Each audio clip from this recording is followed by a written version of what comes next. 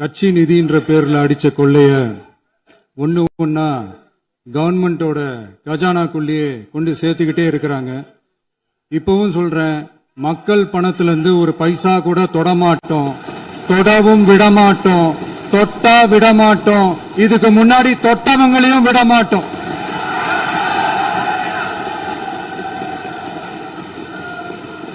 ஒவ்வொரு ஊழலா வெளியில வரும் போலே,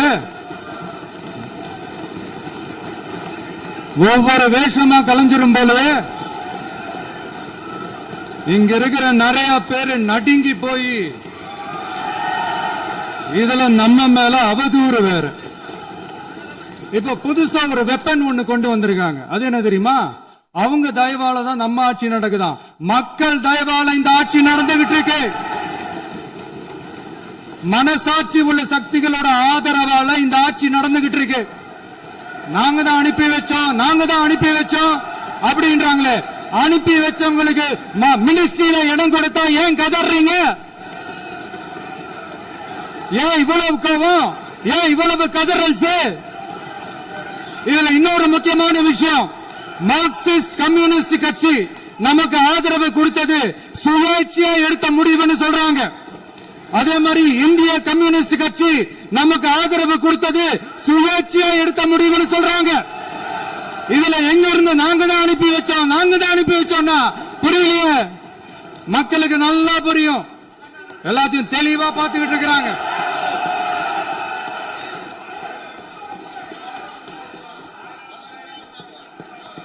முதலமைச்சர் கண்டினியூ பண்ணலாம். மாண்பு முதலமைச்சர்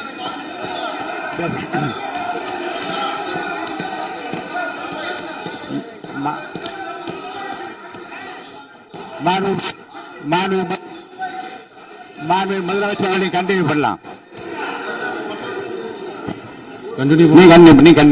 நீ கண்டினியூ பண்ணலாம்.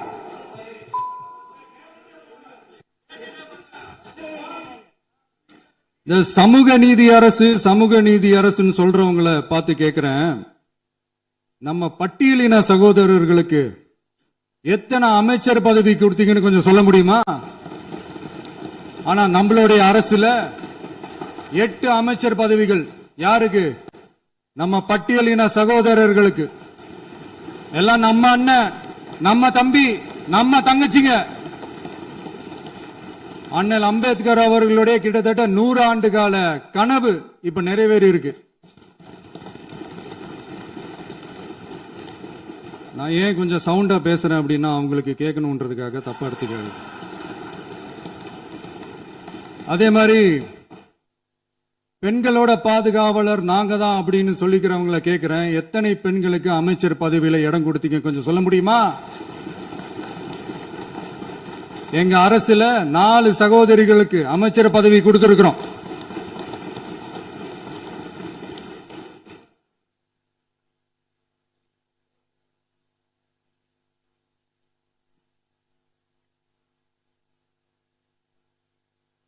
அதனால மக்களால் நிராகரிக்கப்பட்டு மக்களால் அகற்றப்பட்டவங்களுக்கு ஒண்ணு சொல்லிக்கிறோம், தப்பே செய்ய மாட்டோம், ஊழலே செய்ய மாட்டோம், நேர்மையா தான் இருப்போம், நியாயமா தான் இருப்போம் அப்படின்னு சொல்றவங்களால மட்டும்தான் கூட்டணி ஆட்சி அமைக்க முன்வரும். ஆட்சியிலையும் பங்கு, அதிகாரத்திலையும் பங்கு கொடுக்க முன்வரும். ஊழல்லையே ஊறி போனவங்களால இந்த கூட்டணி ஆட்சியோ, ஆட்சியிலையும் பங்கோ, அதிகாரத்திலையும் பங்கு கொடுக்க முன்வராது. மெஜாரிட்டி இருந்தாலும் தரமாட்டாங்க, மெஜாரிட்டி இல்லைனாலும் தரமாட்டாங்க. கேட்டா ரெடிமேடா ஒரு பதில் ஒண்ணு வச்சிருப்பாங்க, கூட்டணி ஆட்சியை மக்கள் விரும்ப மாட்டாங்கன்னு. அதே மக்கள் தான் இப்ப அவங்கள பார்த்து சிரிக்கிறாங்க. நான் பதவி ஏத்த அன்னைக்கு கொஞ்சம் டைம் அவகாசம் கேட்டேன். எதுக்கு கேட்டேன்? நிதி நிலைமைலாம் கொஞ்சம் மோசமா இருக்குது, அதெல்லாம் கொஞ்சம் சரி செஞ்சுக்கிட்டே படிப்படியா கொஞ்சம் கொஞ்சமா நான் கொடுத்த வாக்குறுதிகள்லாம் செயல்படுத்துவேன், அதுக்காக கொஞ்சம் டைம் அவகாசம் கேட்டேன். நான் ஏதோ வேற எதுக்காகவோ வேற யாருக்காகவோ ஏதோ அவகாசம் கேட்ட மாதிரி. அடுத்து இங்க சபையில இல்லாதவங்களை பத்தி பேச வேண்டாம்னு நினைக்கிறேன்.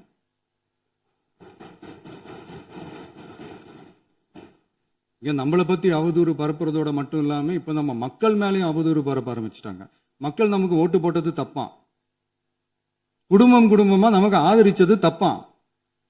இது இப்போ இல்ல, நான் சொல்றது எம்ஜிஆர் அவர்கள் காலத்திலிருந்தே. அப்பவே அவர் ஜெயிச்சப்போ அதே மக்களை தப்பு தப்பா பேசுறது. மக்கள் என்ன பண்ணிட்டாங்க, எம்ஜிஆர் என்ன பண்ணிட்டாரு, எம்ஜிஆர் என்ன இது பண்ணிட்டாரு. 50 வருஷமா ஒரே டெக்னிக்கா.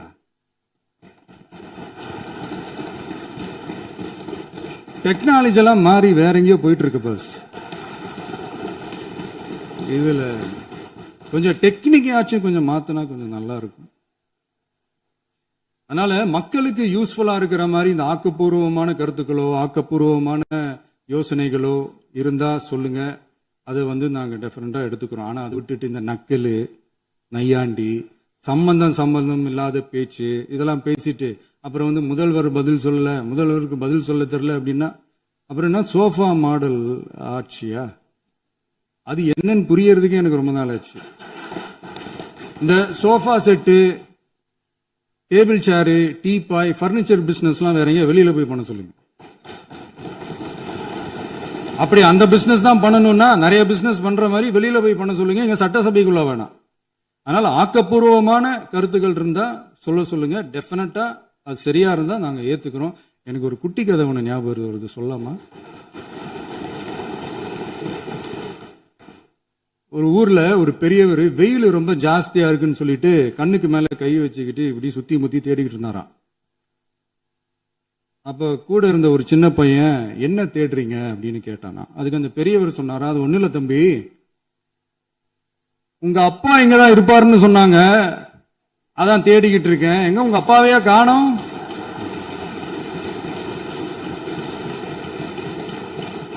இல்ல அந்த எங்களுக்கும் நக்கலா நையாண்டியா சம்பந்தம் இல்லாத குட்டி கதை இதெல்லாம் எங்களுக்கும் பேச தெரியும். அந்த கதையில பெரியவர் அப்படி சொன்னாராம், தப்பா எடுத்துக்காதீங்க. அந்த கதையில பெரியவர் அப்படி கேட்டாராம். அதனால யாரும் இங்க டென்ஷன் ஆக வேணாம். அதனால இன்னொரு இந்த என்னுடைய உரையை முடிக்கிறதுக்கு முன்னாடி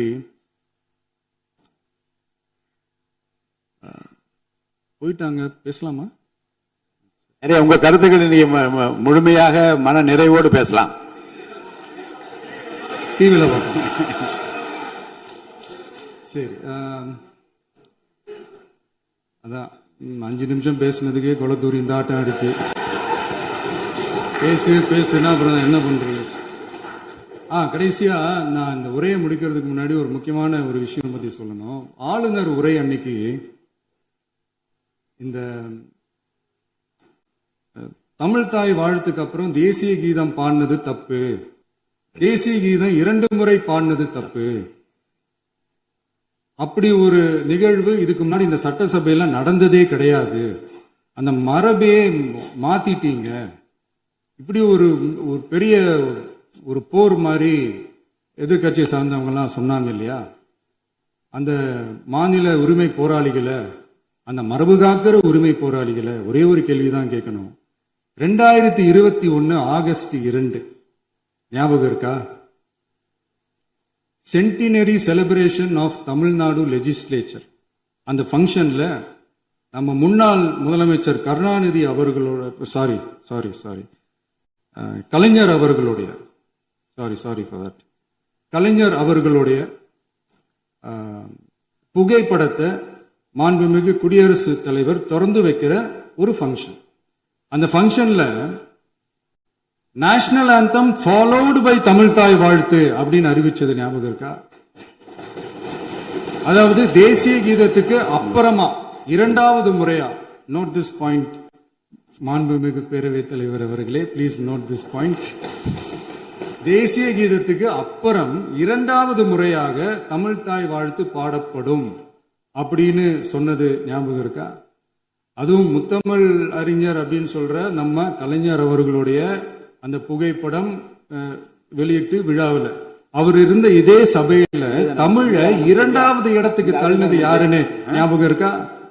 அது மட்டும் இல்ல, அந்த தேசிய கீதத்தை நாட்டுப்பண் நேஷனல் ஆந்தம்னு சொல்லி அதே ஃபங்க்ஷன்ல கடைசியா ஃபங்க்ஷன் முடியும் போது செகண்ட் டைம் தேசிய கீதம் பாடினதும் ஞாபகம் இருக்கா? இதே அவையில் தான், அது அவை குறிப்பிலும் இருக்கிறது, இதே அவையில் தான் நடைபெற்றது. இந்த நேரத்தில் இந்த ஆதாரங்களை அளித்த மாண்பு முதல்வர்களுக்கு நன்றியை தெரிவித்துக் கொள்கிறேன்.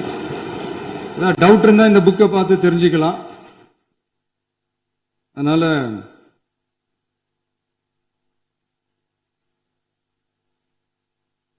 இதெல்லாம் கேட்டா என்ன சொல்லுவாங்கன்னா, அது ஜனாதிபதி கலந்துகிட்ட ஃபங்க்ஷன், அதெல்லாம் அப்படிதான், அதெல்லாம் கண்டுக்க கூடாது அப்படின்னு சொல்லுவாங்க. இதே மாதிரிதான் பேசுறது ஒண்ணு, செய்யறது ஒண்ணு, செய்யறது ஒண்ணு, பேசுறது ஒண்ணு. இதெல்லாம் மக்கள் பார்த்துக்கிட்டு இருக்காங்க. எலெக்ஷனுக்கு முன்னாடி தான் அப்படி செஞ்சுக்கிட்டு இருந்தாங்க. இப்போ எலெக்ஷனுக்கு அப்புறம் அதே தான் செய்யறாங்க. இந்த விஜயையும் சாமானியர்களின் உண்மையான சமூக நீதி அரசையும் அவமானப்படுத்துறதுக்கு தான் அவங்களோட அந்த பொலிட்டிக்கல் சீனியாரிட்டி அது பயன்படுத்துது போல. சரி, செய்யட்டும் செய்யட்டும், நல்லா செய்யட்டும்.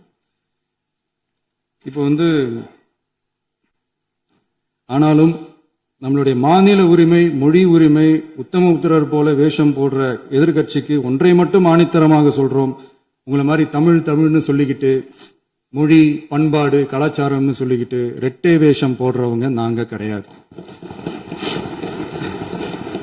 உலகெங்கும் வாழும் என் தமிழ் சொந்தங்களுக்கு நம்முடைய உத்தரவாதம் தமிழ் தான் எங்க உயிர் நாடி அப்படின்றத மறக்க மாட்டோம். இப்பவும் சொல்றோம், மாநில உரிமையில எப்பவும் உறுதியா இருப்போம். அதே சமயத்துல அரசியல் வேற, ஒன்றிய மாநில அரசுகளுக்கு இடையே இருக்கிற நிர்வாக அணுகுமுறை வேற. இதுல நாங்க ரொம்ப தெளிவா இருக்கிறோம். அதனால எங்களுக்கு பாடம் எடுக்கிறதா நினைச்சுக்கிட்டு உங்க வேஷத்தை நீங்களே கொஞ்சம் கொஞ்சமா கலைச்சுக்கிட்டே வர்றீங்க, மறந்துடாதீங்க. அப்புறம் நேத்து எதிர்கட்சி தலைவர், மாண்புமிகு எதிர்கட்சி தலைவர் பேசும்போது நிறைய பேசினாங்க. அதுல ஒண்ணு மட்டும், அரசு சொல்றதா நினைச்சுக்கிட்டு நம்மளை இன்டைரக்டா ஈவில் அப்படின்ற அந்த வார்த்தையை யூஸ் பண்ணாங்க. எனக்கு ஒண்ணுதான் சொல்லணும்னு தோணுது. ஈவில்ஸ்னு டெவில்ஸ் பேசக்கூடாது.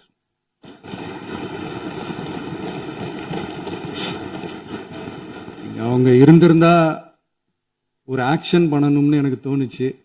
எல்லாரும் போயிட்டாங்க. இல்ல,